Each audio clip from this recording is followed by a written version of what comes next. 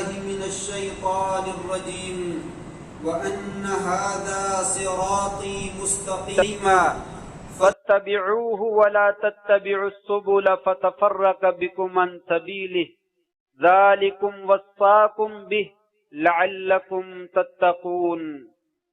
یہ میرا سیدھا راستہ ہے، اسی کی اتباع کرو، مختلف راستے جو ہیں ان کی پیروی نہ کرو، وگرنہ تم سیدھے راستے سے بھٹک جاؤ گے۔ یہی اللہ تبارک و تعالی تم کو حکم دیتا ہے تاکہ تم متقی اور پرہیزگار بن جاؤ۔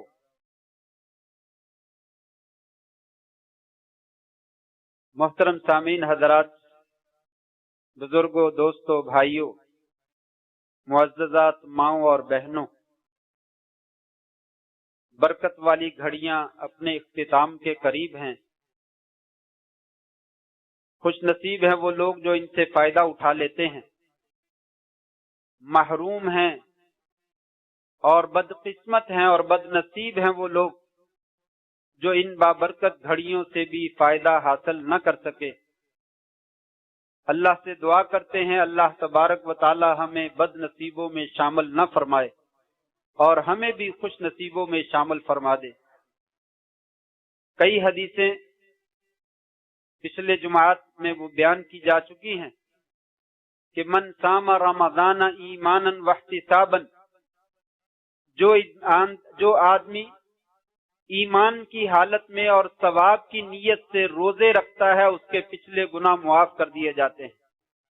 من قام رمضان ایمانا واحتسابا غفر له ما تقدم من ذنبه، ایمان کی حالت میں اور ثواب کی نیت سے قیام اللیل کرتا ہے تو اس کے بھی پچھلے گناہ معاف کر دیے جاتے ہیں۔ لیلۃ القدر کا جو آدمی قیام کرتا ہے ایمان کی حالت میں اور ثواب کی نیت سے، اس کے بھی سابقہ سارے کے سارے گناہ جو ہے وہ معاف کر دیے جاتے ہیں۔ رمضان مبارک کی ان آخری گھڑیوں میں ایک ایک نیکی جو ہے وہ بڑی وزنی ہے، بڑی ثقیل ہے، ترازو کو بھر دینے والی ہے اور انسان کو نجات دے دینے والی ہے۔ لیکن یاد رکھیے یہ نیکی قبول کس کی ہوتی ہے؟ میں نے حدیثیں 3 پیش کی ہیں، تینوں حدیثوں میں آپ صلی اللہ علیہ وسلم نے فرمایا جو ایمان کی حالت میں نیکی کرتا ہے، جو ایمان کے بغیر نیکی کرتا ہے وہ لیلۃ القدر چھوڑ کے ساری زندگی کی لیلۃ القدر میں عبادت کرتا رہے، اس کی عبادت کا کوئی فائدہ نہیں۔ آپ یوں کہہ سکتے ہیں انسان کے قیمتی اعمال، پہاڑوں جیسی نیکیاں، سمندروں کے پانی جیسی نیکیاں، ریت کے ذرات کی تعداد کے مطابق اور آسمان کے ستاروں کی تعداد کے مطابق اتنی بڑی بڑی نیکیاں اور اتنی کثیر تعداد میں نیکیاں، وہ اگر 3 چیزوں کا لحاظ نہ رکھا جائے تو وہ نیکیاں انسان کی منہ کے اوپر مار دی جاتی ہیں اور وہ رد کر دی جاتی ہیں، مردود ہو جاتی ہیں۔ ان 3 چیزوں کو آپ یوں کہہ سکتے ہیں ہمارے پورے دین کا خلاصہ ہے، کتاب و سنت کا نچوڑ ہے۔ اگر ان 3 باتوں کو سامنے نہ رکھا جائے تو انسان کی نیکیوں کا کوئی فائدہ نہیں۔ اس لیے وہ چھوٹی سی چھوٹی نیکی بھی اللہ کے دربار میں کامیابی اور نجات کا ذریعہ بن جاتی ہے جب ان 3 چیزوں کا لحاظ رکھا جاتا ہے۔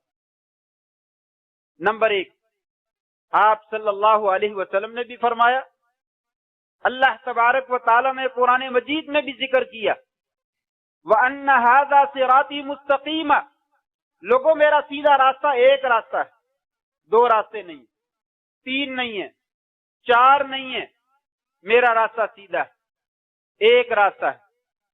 بہت سے لوگ لوگوں کو یہ شبہ دینے کی کوشش کرتے ہیں کہ دین کے بڑے راستے ہیں، سارے ہی جنت کی طرف جاتے ہیں، ادھر سے چلے جاؤ وہ بھی جنت میں جاتا ہے، ادھر سے چلے جاؤ وہ بھی جنت میں جاتا ہے، ادھر سے چلے جاؤ یہ بھی جنت میں جاتا ہے۔ قطعاً غلط بات ہے۔ قرآن مجید نے کہا وَأَنَّ هَذَا صِرَاطِي مُسْتَقِيمًا فَلَا تَتَّبِعُوا السُّبُلَ، لوگوں میرا یہ سیدھا راستہ ایک راستہ جا رہا ہے، اس سیدھے راستے کی پیروی کرو، جو دائیں اور بائیں راستے ہیں ان کی پیروی نہ کرو، وگرنہ راہ راستے ہٹ جاؤ۔ اور اس آیت کے مطابق آپ صلی اللہ علیہ وسلم نے صحابہ کرام کو زمین پر نقشہ کھینچ کر سمجھایا۔ ایک لائن کھینچی، سیدھی لائن کھینچی، دائیں طرف میں بھی لکیریں کھینچ دی، بائیں طرف میں بھی لکیریں کھینچ دی۔ آپ نے فرمایا لوگوں یہ میرا سیدھا راستہ ہے، یہ دائیں اور بائیں جتنے راستے ہیں ہر راستے کے اوپر شیطان بیٹھا ہوا ہے، وہ اپنی طرف تمہیں بلا رہا ہے، لوگوں راستوں کی پیروی نہ کرنا، میرے سیدھے راستے کی پیروی کرنا۔ اس کے علاوہ شیطان کے راستے ہیں، وہ تمہیں نجات نہیں دے سکتے بلکہ تباہی اور بربادی کے گڑھے میں پھینک دیں۔ دوسری جگہ پہ آپ نے فرمایا لوگوں یہودیوں کے 71 فرقے ہوئے، افترقت الیہود علی 71 فرقہ والنصارى علی 72 فرقہ۔ لوگوں یہودیوں کے 71 اور عیسائیوں کے 72 فرقے ہوئے۔ فستفترق امتی علی 73 فرقہ، میری امت کے 73 فرقے بنے، 73 جماعتیں بنیں گی، گروہ بنیں گے۔ سارے جنت کی طرف جاتے ہیں؟ نہیں، فرمایا کلھا فی النار، سارے کے سارے جہنم میں جائیں گے الا واحد، ایک جماعت، ایک راستہ، ایک طریقہ، یہ انسان کو جنت کی طرف لے کر جانے والا ہے، اس کے علاوہ کوئی راستہ جنت کی طرف لے کر جانے والا۔ وہ راستہ کون سا ہے؟ آپ سے پوچھا گیا، آپ نے فرمایا ما انا علیہ واصحابی، لوگوں جو میرا راستہ ہے اور میرے صحابہ کا راستہ ہے۔ آپ صلی اللہ علیہ وسلم کی زندگی میں اور آپ کی وفات کے متصل بعد خلفائے راشدین کا جو زمانہ ہے اس میں آپ کے راستے کا اتباع کیا گیا، آپ کے راستے کے علاوہ کسی اور راستے کو اختیار نہیں کیا۔ کتنی مثالیں موجود ہیں، صحابہ کرام میں لڑائی جھگڑا ہو جاتا، آپس میں اختلاف ہو جاتا، جو ہی نبی کریم صلی اللہ علیہ وسلم کا فرمان سامنے آ جاتا سب کے سب اپنی گردنیں جھکا دیتے، لڑائی جھگڑا ختم کر دیتے، اختلاف ختم کر دیتے، کہ جب تک آپ کی حدیث اور آپ کا راستہ موجود نہیں تھا ہم آپس میں الجھ پڑے، اختلاف ہو گیا۔ جب آپ کی رہنمائی مل گئی ہے اب اس میں اختلاف کی کوئی گنجائش نہیں ہے، اس کے اوپر سر جھکا دینا چاہیے۔ اور یہ سیدھا راستہ آپ کا اور آپ کے صحابہ کا راستہ کیا تھا؟ وہ 3 چیزوں میں بیان کرنا چاہتا ہوں۔ نمبر 1 عقیدہ، اللہ تبارک و تعالی پر ایمان۔ من قام رمضان، جو رمضان کے قیام کی عبادت کرتا ہے، قیام اللیل کرتا ہے، ایمان کی حالت میں۔ ایمان کیا ہے؟ اللہ پر ایمان لانا۔ اللہ پر ایمان لانے کے لیے وقت بہت درکار ہے، ساری زندگی بیت سکتی ہے، اللہ تبارک و تعالیٰ کی ڈیٹیل اور تفصیلات اور اس کا تعارف جو ہے وہ بیان نہیں کیا جا سکتا، لیکن ایک چھوٹی سی صورت اللہ کریم نے اپنا تعارف خود کروایا، قل هو اللہ احد اللہ الصمد لم یلد ولم یولد ولم یکن له کفوا احد۔ لوگو اللہ ایک، اللہ دو نہیں۔ کیوں بھائی؟ اللہ کتنے ہیں؟ ایک ہے، 2 نہیں ہے، 3 نہیں ہے، 4 نہیں ہے۔ لم یلد ولم یولد، اس سے کوئی نہیں نکلا اور نہ وہ کس سے نکلا ہے، اس کا کوئی حصہ نہیں، وہ کسی دوسرے کا حصہ نہیں۔ لم یتخذ صاحبۃ ولا ولدا، نہ اس کی بیوی ہے نہ اس کی کوئی اولاد ہے۔ آج کتنے ہی راستے ہیں جو ہمیں لے کر جاتے ہیں، نہیں وہ 2 ہیں، اللہ 2 ہیں اور وہ 2 آپس میں مل کر ایک ہی بن جاتے ہیں۔ انا للہ و انا الیہ راجعون۔ ایسا عقیدہ رکھنے والا انسان وہ ساری رات لیلۃ القدر کی عبادت کرتا رہے، کوئی فائدہ، روزے رکھتا رہے، تہجدیں پڑھتا رہے، کوئی فائدہ نہیں۔ ایک ہے اللہ تبارک و تعالی، اس کا کوئی شریک نہیں ہے۔ ولم یکن لہ کفوا احد، اس کا کوئی ہمسر اور برابری کرنے والا نہیں۔ عیسائیوں نے کہا 3 ہیں، یہودیوں نے کہا عزیر اللہ کے بیٹے ہیں، اور ہم نے بھی کہا محمد صلی اللہ علیہ وسلم اللہ کا نور ہے، اللہ کا حصہ ہے۔ وہ عرش پہ گئے تو وہ دونوں ایک ہی تھے، وہ آپس میں ملاقات ہوئی تو ایک ہی تھے۔ یہ ہمارے ممبر و محراب پہ یہ بیان کیا جاتا ہے؟ نہیں، اللہ خالق ہے، محمد الرسول اللہ صلی اللہ علیہ وسلم آپ کی مخلوق ہیں، آپ کے بندے ہیں، آپ کے نبی ہیں، آپ کے والد کا نام عبداللہ ہے، آپ کی والدہ کا نام آمنہ ہے، آپ کے دادا کا نام عبد المطلب ہے۔ اللہ تبارک و تعالیٰ کا بھی کوئی بیٹا ہے، اس کا بھی کوئی باپ ہے، اس کی بھی کوئی بیوی، اس کا نام ذکر کیجئے۔ فرمایا نہیں، اللہ تبارک و تعالیٰ ایک، اپنی ذات میں بھی، اپنی صفات میں بھی، اپنے افعال میں بھی۔ جو آدمی اللہ کو ذات میں، صفات میں اور افعال میں ایک نہیں مانتا ہے وہ مشرک ہے یا کافر ہے۔ کافر اور مشرک کا کوئی عمل جو ہے وہ اللہ کے دربار میں قابل قبول نہیں ہوتا۔ وہ اللہ تبارک و تعالیٰ ایک ہے۔ علم غیب کے معاملے میں بہت سارے مسائل، وہ غیب کے معاملے میں اکیلا ہی عالم الغیب ہے۔ ان اللہ عندہ علم الساعہ، قیامت کا علم صرف اور صرف اللہ کے پاس ہے۔ وَيُنَزِّلُ الْغَيْثَ، وہ بارش کو نازل فرماتا ہے تو بارش کا صحیح ٹھیک علم اس کے پاس ہے۔ وَيَعْلَمُ مَا فِي الْأَرْحَامِ، ماں کے پیٹ میں کیا ہے صرف اللہ جانتا ہے۔ وہ نیک بخت ہے، سعادت مند ہے، صحیح پیدا ہوگا، کمزور پیدا ہوگا، طاقتور ہوگا، اس کی عمر کتنی ہوگی، وہ بدبخت ہوگا، بد نصیب ہوگا، خوش بخت ہوگا، کیا ہوگا، اللہ کے پاس۔ الٹرا ساؤنڈ کی تعریفیں کافی نہیں ہیں، وہ کیسا ہوگا یہ سارے کا سارا اللہ کو علم ہے۔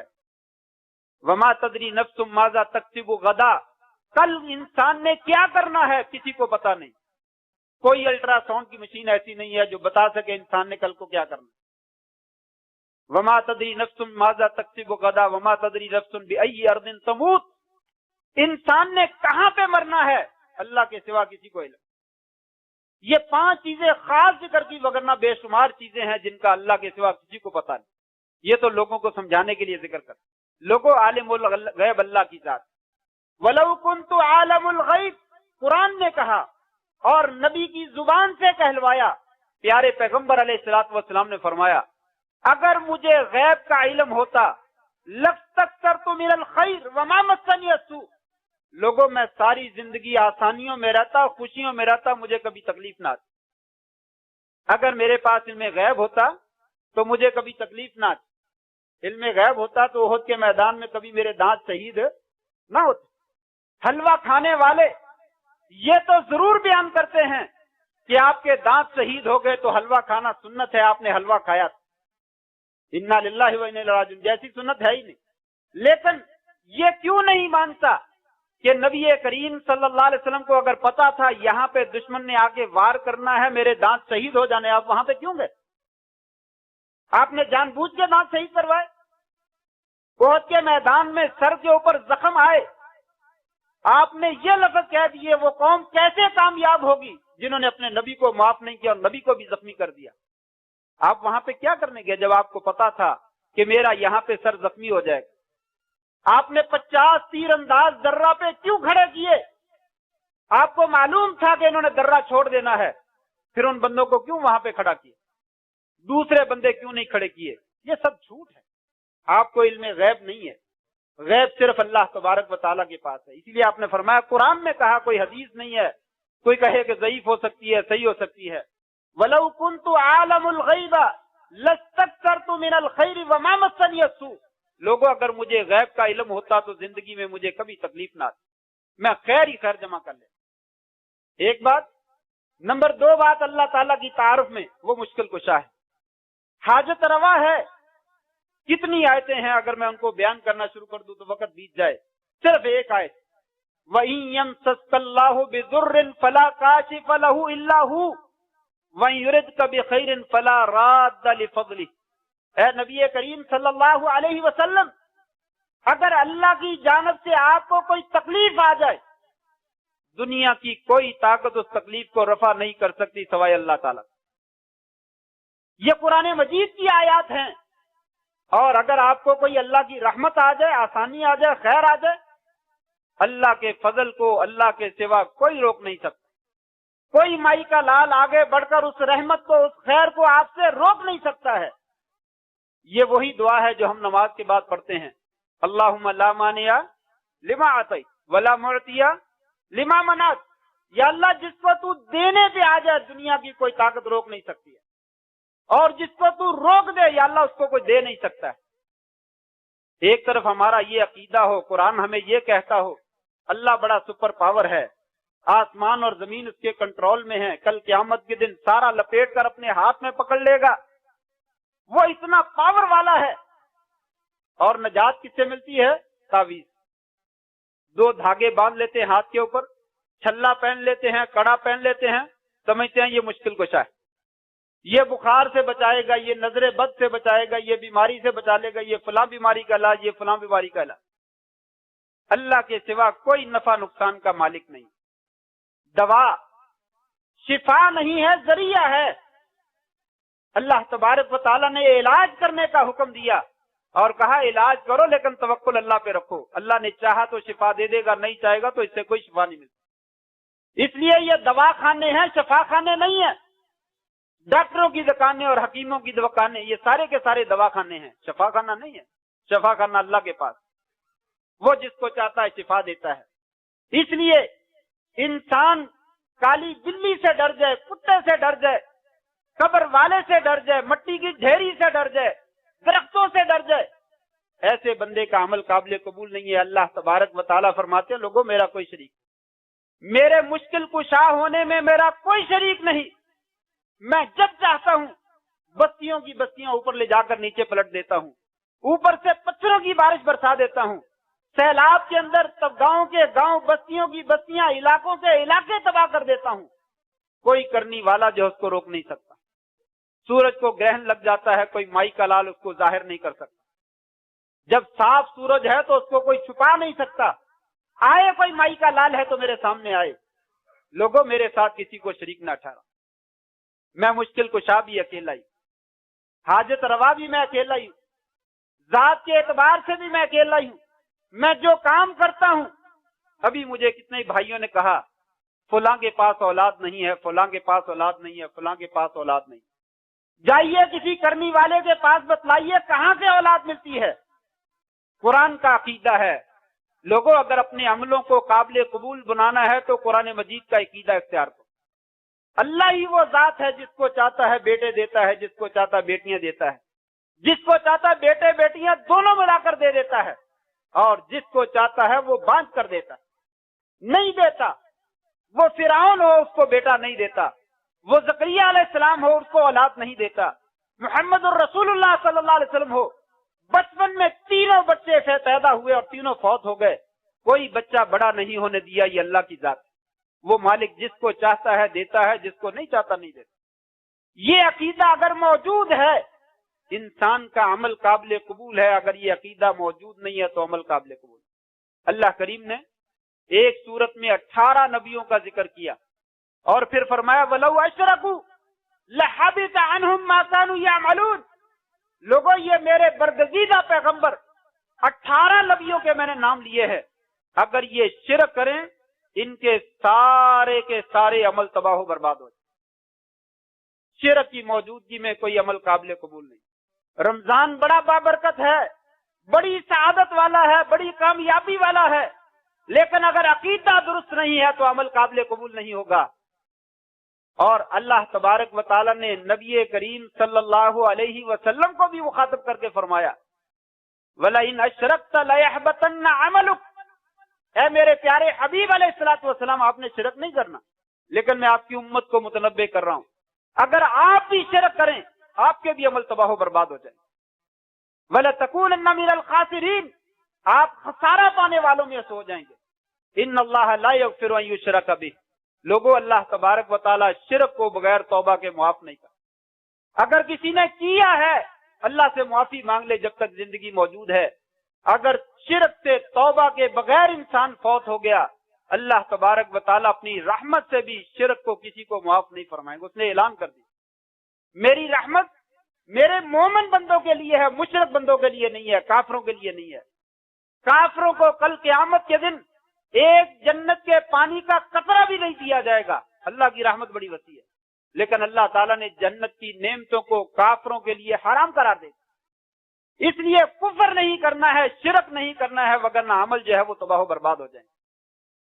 ایک چیز عقیدہ درست کر لو، عقیدہ صحیح ہے تو عمل قابل قبول ہے، اگر عقیدہ درست نہیں ہے تو عمل سارے کے سارے برباد ہیں۔ نمبر 2، یہ جتنی بھی عبادات ہیں، نماز ہے، روزہ ہے، حج ہے، زکوٰۃ ہے، سجدہ ہے، رکوع ہے، جھکنا ہے، نظر ماننی ہے، منت ماننی ہے، چڑھاوا چڑھانا ہے، قربانی کرنا ہے، یہ سب عبادتیں ہیں۔ اور یہ عبادتیں کس کے لیے ہیں؟ ایک اللہ کے۔ میں نہیں کہہ رہا، کوئی مولوی نہیں کہہ رہا، اللہ کا قرآن کہہ رہا ہے، اور نبی کریم صلی اللہ علیہ وسلم کی بابرکت زبان سے کہا جا رہا ہے، قل ان صلاتی و نسکی و محیای و مماتی للہ رب العالمین۔ اے نبی کریم صلی اللہ علیہ وآلہ وسلم فرما دیجئے، میری نماز، میری قربانی، میرا جینا، میرا مرنا، سب کچھ کس کے لیے ہے؟ علی کے لیے ہے، حسین کے لیے ہے، حسن کے لیے ہے، فلاں پیر کے لیے ہے، رضی اللہ تعالیٰ اجمعین رحمہم اللہ۔ نیک لوگ سارے کے سارے ہماری دعاؤں کے مستحق ہیں، ہم ان کے لیے دعا کرتے ہیں، رضی اللہ عنہم وارضا، اللہ ان سے راضی ہو جائے، اللہ ان کے اوپر رحم کر دے، اللہ ان کی بخشش فرما دے، اللہ ان کے درجے بلند فرما دے۔ وہ اللہ کی برابری کرنے والے نہیں، عبادتیں ان کے لیے نہیں ہیں، عبادتیں صرف اور صرف اللہ تعالیٰ کے لیے۔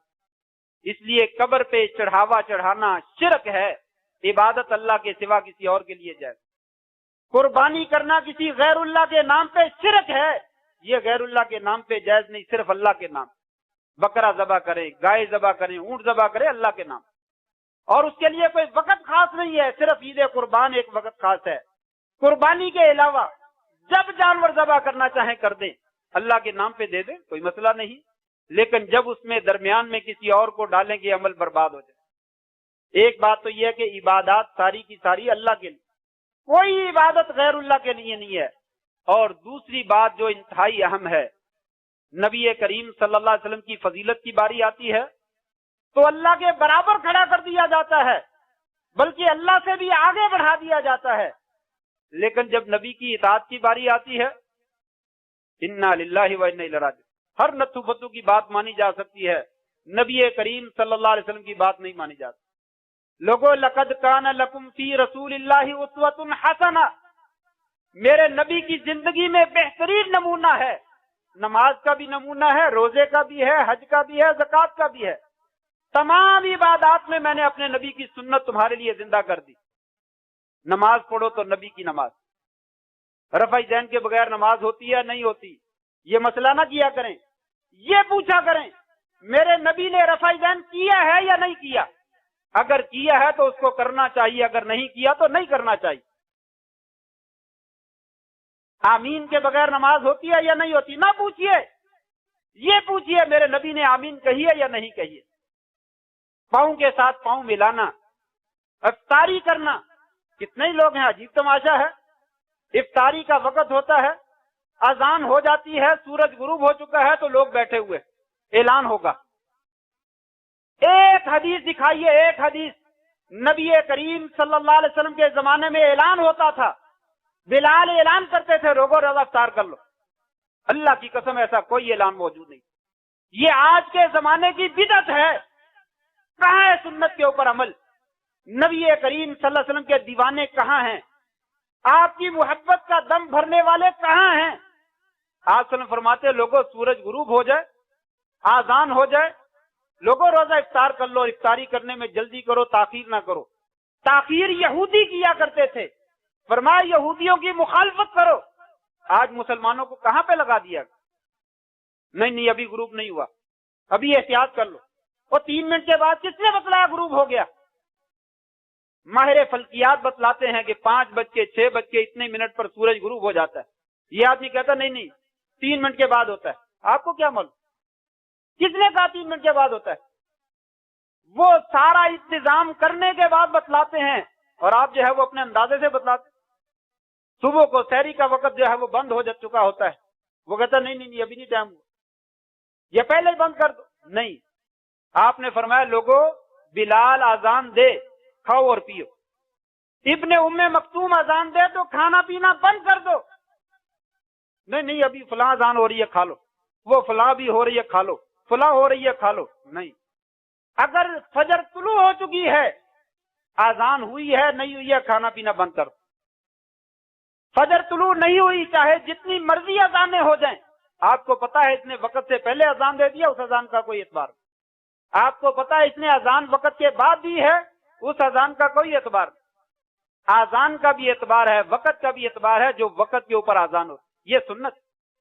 لوگوں سنت پر عمل کیجئے، سنت پر عمل کرنے کے بغیر گزارا نہیں ہے۔ فَلْيَحْذَرِ الَّذِينَ يُخَالِفُونَ عَنْ أَمْرِهِ أَن تُصِيبَهُمْ فِتْنَةٌ أَوْ يُصِيبَهُمْ عَذَابٌ أَلِيمٌ۔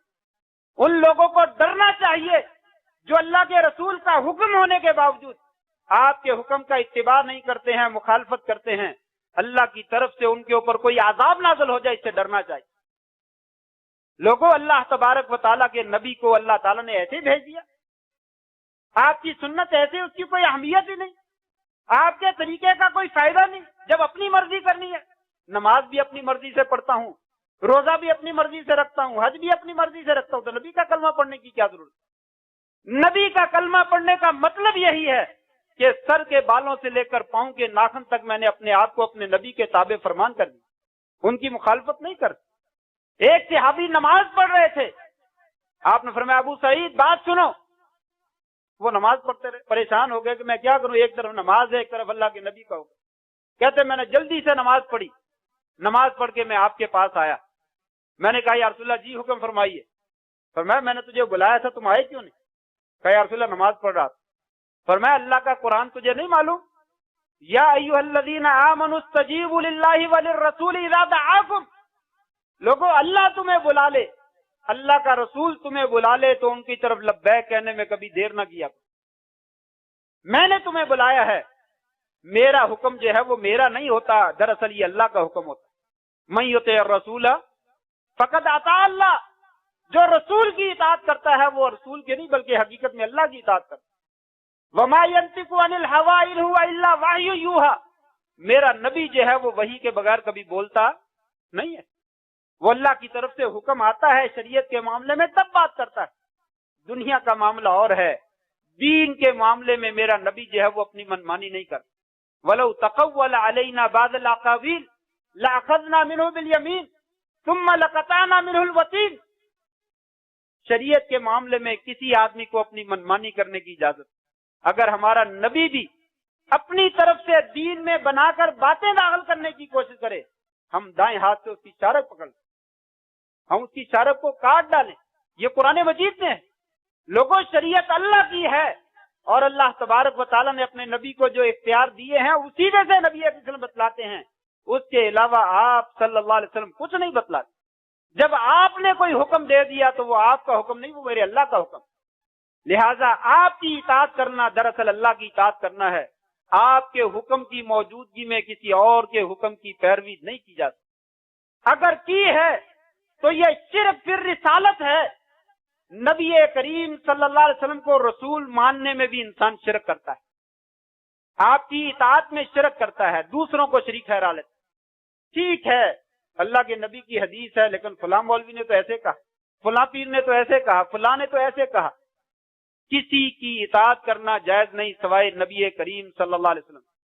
حضرت عمر رضی اللہ تعالیٰ عنہ خلیفہ ثانی ہیں، آپ کے ارادے کے اوپر اور نیت کے اوپر اللہ نے کئی آیتیں نازل فرمائی، لیکن حج تمتع سے لوگوں کو منع کرتے تھے، ان کا ایک ذاتی اجتہاد تھا۔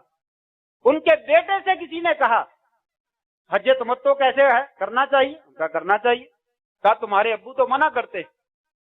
کہا اللہ کے بندے مجھے یہ بتلا، شریعت محمد الرسول اللہ صلی اللہ علیہ وسلم کے اوپر نازل ہوئی ہے یا میرے ابو پہ نازل ہوئی ہے؟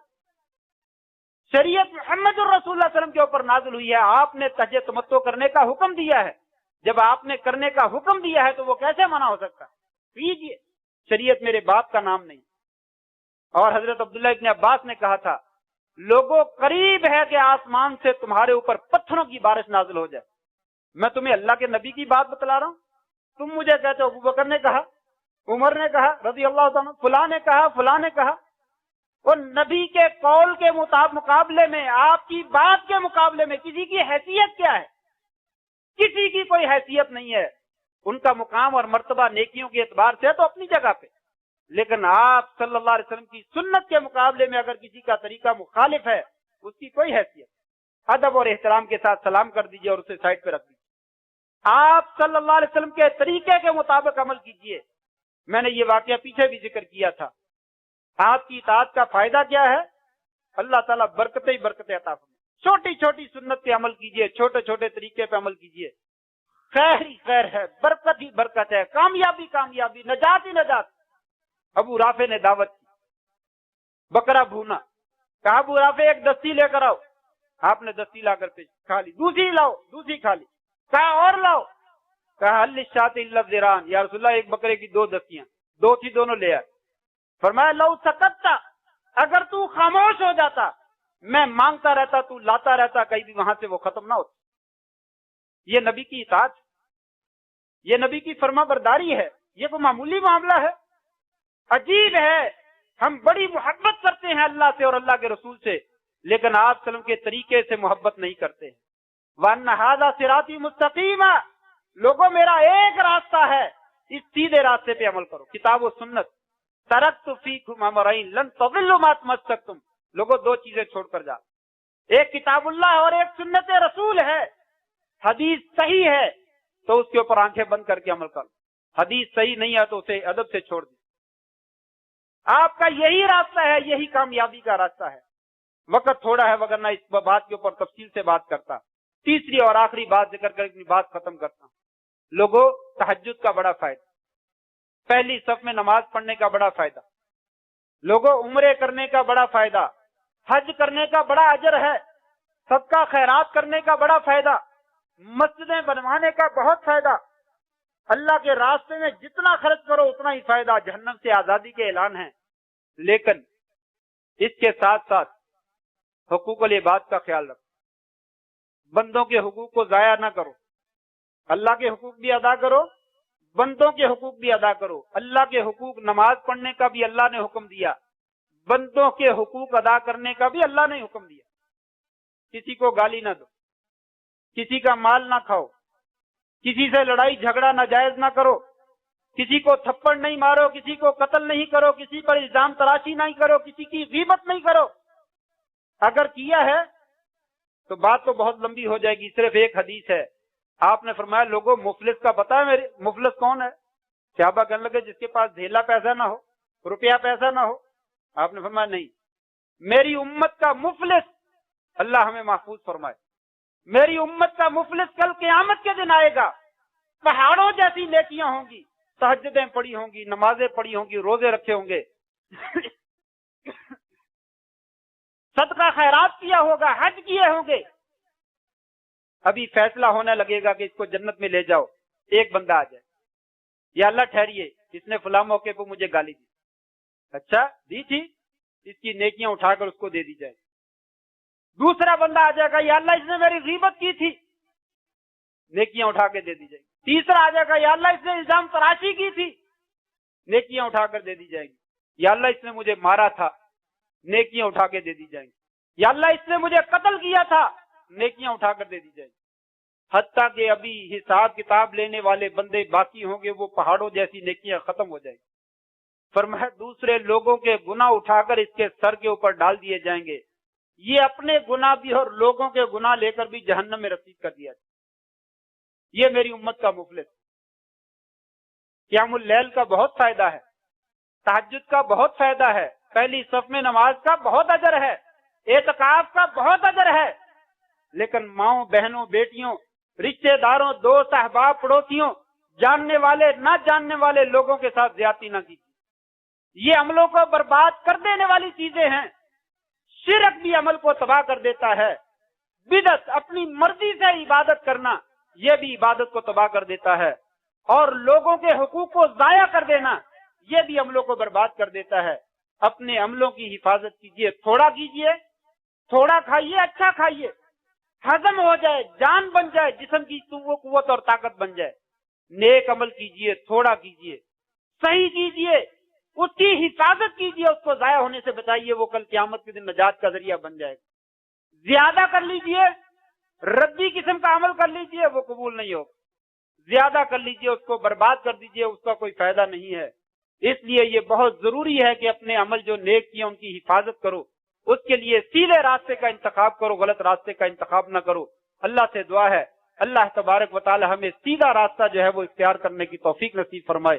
وآخر دعوانا ان الحمد للہ رب العالمین۔